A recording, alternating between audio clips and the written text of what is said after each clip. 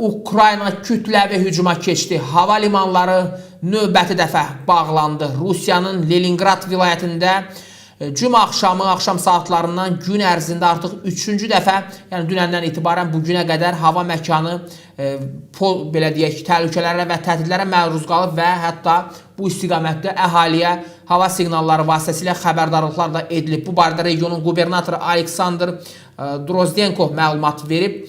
Vilayət rəhbərliyi pilotsuz uçuş aparatlarının hücum təhlükəsi ilə əlaqədar mobil internetin sürətinin yenidən azaldıla biləcəyi ilə bağlı da əhaliyə çağırış edib. Regionda gərginlik gecə saatlarından etibarən başlayıb. İlk hava həyəcanı gecə yarısından qısa müddət sonra elan olunub. Bakı vaxtı ilə saat 05:00-a qədər davam edib. Gün orta saatlarında, dünən təbii ki, gün orta saatlarında Bakı vaxtı ilə 15:36-da növbəti həyəcan siqnalı verilib və bu vəziyyət təxminən 3 saat davam edib. Səhər saatlarında vilayət hakimiyyəti 27 puanın məhv edildiyi barədə hesabat versə də günorta saatlarında vurulan dronlar haqqında rəsmi məlumat daxil olmayıb.